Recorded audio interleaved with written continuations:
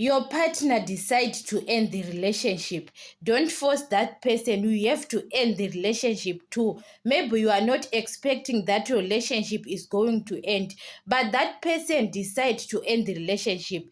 That relationship you have to end, either you like it or not. Because when you are forcing things, don't force that person. You can't force a person who decides that he doesn't want you or she doesn't want you.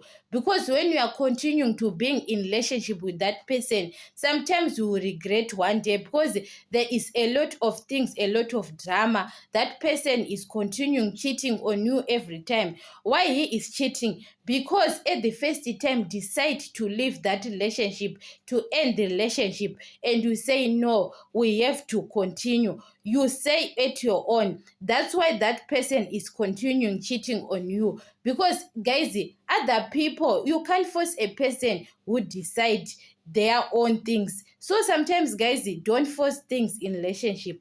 A person who decide can decide, and you can't force that person. It looks like most of the time guys, especially when you know that maybe you can't live with that person, you have to try end the relationship too, and you have to try to live on your own. Maybe you find a person who is serious with you than being with a person who doesn't want you. You know that sometimes guys, we can do it in our own, but you know that person doesn't want you. You are keeping forcing, that person is cheating on you, and you are keeping forcing. It's better to end the relationship too and move on. Especially when you've got a heartbreak, it you guys, most of the time you forgot about the heartbreak because you have got a new partner, that than continuing with a person who decide to end the relationship. There is nothing we can do to that person.